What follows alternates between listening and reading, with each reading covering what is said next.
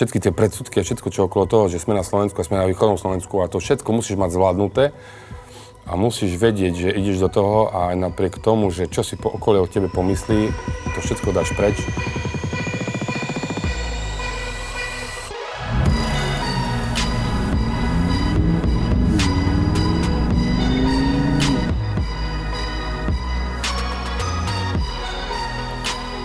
Pri tomto klientovi na Lambe tam nebola pochybnosť.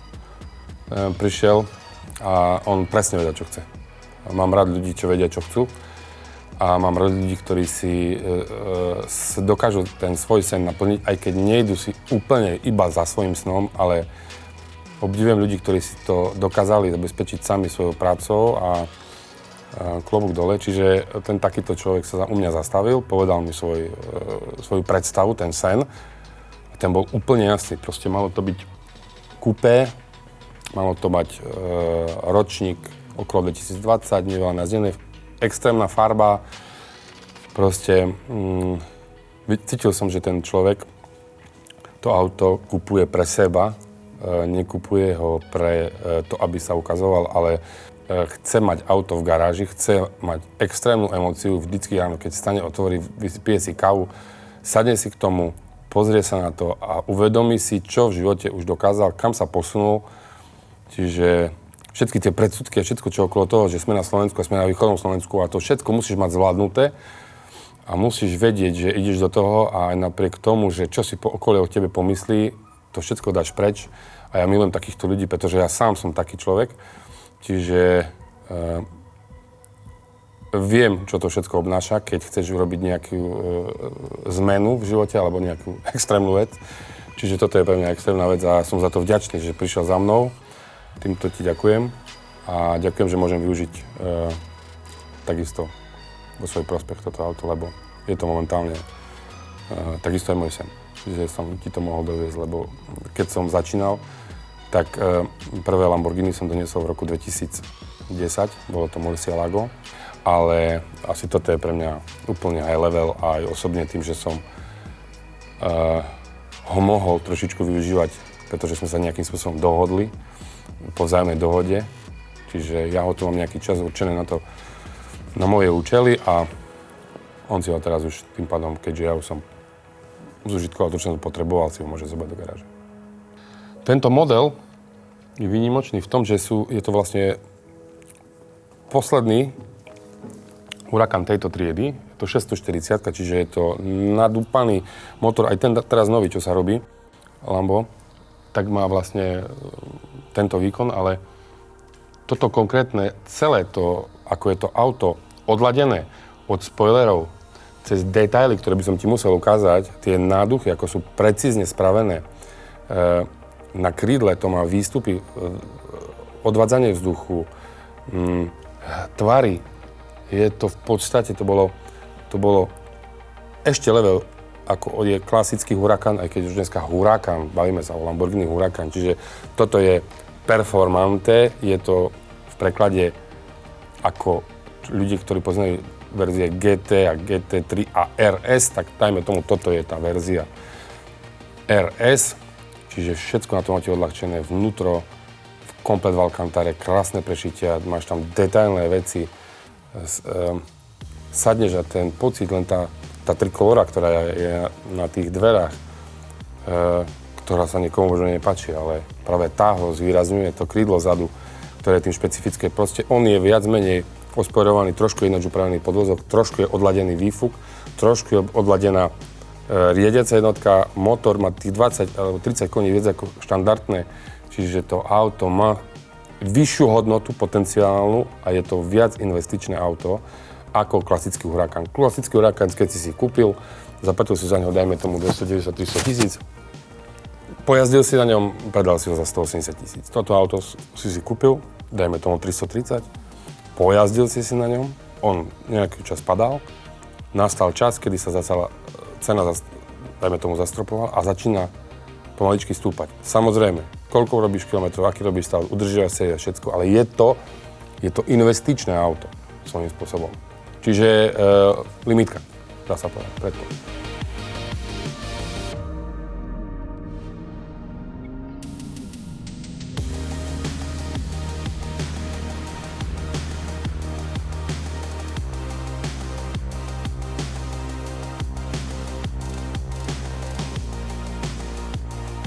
OK, takže volám sa Braňo. A už od detstva, od útlých rokov som vedel, že všetko, čo je spojené s motorom, tak mi je veľmi blízke. Spôsobuje to vo mne dosť nepopísateľné emócie, hej. Je to niečo podobné ako sex, ale sex je ešte nad touto emóciou. Čiže radil by som to hneď na druhé miesto, čo sa týka emócií. Takže vozidla nepoužívam alebo nevnímam ako dopravné prostriedky na presun z miesta A do miesta B, ale vnímam to ako nepopísateľný zážitok. Aké máš momentálne auta? Áno, momentálne mám jednu pracovnú Octaviu peknú, RS-ovú, krásnu, áno. Mám Ford Mustang Shelby GT350, potom mám Subaru Impreza VRX ST-čko, to je klasická rally, keďže ja som sa venoval... V manuále? Samozrejme, len manuále.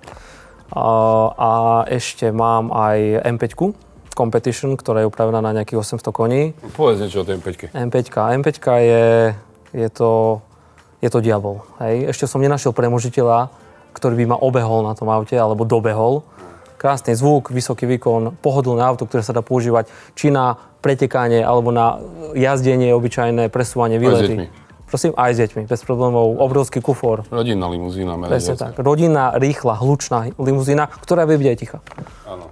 Ale keď si medzi ľuďmi, viem, že máš ten gombík. Je tam gombík, ktorý stačí stlačiť a mení sa to na bežky. A som tady. Presne tak. Povedz mi, prečo si sa rozhodol pre Lamborghini? Lamborghini. Mal som Nissan GT-R, ktorý ma nejako prestal emočne naplňať. Hej. Hľadal som nejakú alternatívu, kde ísť ešte vyššie, keďže GT-R posunul laťku dosť vysoko. Hľadal som auto, mne sa auto musí páčiť. Musí sa mi najprv páčiť. Keď sa mi auto nepáči, nechcem ho. A Lamborghini sa mi vždy páčilo. Čiže ten bík vpredu je niečo, čo ťa, by som povedal, tam cítiš prepojenie? Ten bík vpredu, je tam emočné prepojenie. Keď pozriem na koňa vpredu, necítim nič. Keď pozriem na bíka, cítim, že toto je to práve. Čiže ja sa riadím na základe pocitov, emócií. Pozriem na bíka, viem, že to ono. Prečo tento model Huracán a prečo Performante? Huracán asi preto, že bolo to cenovo dostupnejšie ako nejaký Aventador, to je jedna vec. A keď už bereme Huracán, tak som sa rozhodol pre nejakú športovú, rýchlejšiu, silnejšiu, zaujímavejšiu verziu, ktorá si spôsobí lepšie, krajšie emócie ako obyčajný Huracán. Predpokladám, že keď si vyberal auto, tak si rozmýšľal aj nad svojimi investíciami, ako o nich neprísť, ale naopak, ako ich možno nejakým spôsobom udržať, respektíve zhodnotiť. Presne tak. Čiže asi si bral model aj z tohto dôvodu, že si rozmýšľal aj nad týmto. Bola to taká pridaná hodnota. Nebol to jeden z hlavných dôvodov, ale bola to pridaná hodnota, že je to auto, na ktorom človek môže ešte svoje investície zhodnotiť. Aký máš teraz pocit, keď tu sedíš a to auto je tu? Ťažko to popísať. Je to pocit, že pracujem na niečom už vyše 20 rokov, snažím sa. Nehovorím, že dávam do toho všetko, lebo život nie je len o práci, život je aj o užívaní. A toto je výsledok tej mojej práce, to užívanie. Chcel som sa ťa ešte jednu vec opýtať. Aké pre teba využitie takéhoto vozidla, lebo ľudia vravia, že ľudia si myslia, že takéto auto nie je určené na naše cesty, alebo ľudia, keď vidia človeka, ktorý sedí v Lamborghini, majú pocit, že to je niekto, kto sa má potrebu ukázať, respektíve hneď ho spájajú s nejakými súvislostiami, proste štandardný postup. Ako si plánuješ užiť toto auto? Dostávam tieto otázky veľmi často od ľudí, ktorí majú to šťastie vedieť, že som si toto auto kúpil. A môj názor je, že všetko sa dá. Dá sa jazdiť na týchto cestách.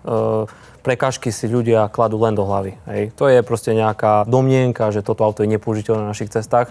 To auto má lift, dá sa krásne zdvihnúť. Keď to auto máš rád, dávaš na neho pozor, vieš sa vyhnúť rôznym nerovnostiam, jamám a dá sa to. Čiže sme pri tom, že jedna z podmienok bola už na štarte, že si mi povedal, že musí byť vybavený lift systém. Presne tak. Aspoň keď to má tú možnosť, tak nech to má lift, predsa len sú tu ešte nejaké postkomunistické retardery, ktoré sa nedajú s tým autom prejsť. Auto sa dvihne, prejdeme to bez problémov. Ale my budujeme tie cesty pre takých ako si ty, aby si mohol sa previesť, aby takí ako všetci okolo a tam, aby mohli teba vidieť, ja by som ti prijal, aby si sa s radosťou mohol na tomto aute povoziť. Viem, že cesty na juh od nás sú oveľa lepšie a dúfam, že budeš mať možnosť sa na tom aute hocikedy previesť a ľudia ti to budú prijať, ako ti to prajem ja. Viem, čo všetko si, koľko rokov si sníval o ňom. Viem, čo všetko to obnáša niečo také si dosiahnuť a bez problémov sa postaviť a povedať o tom. Čiže prajem ti s tým autom iba krásne chvíle a užívaj ho, ako sa nám dá. A budem rád, kedykoľvek prídeš a budeš na mojej akcii a urobíme na jar nejaký zrast, tak dúfam, že sa tam objavíš. Určite, pôjdem na každom.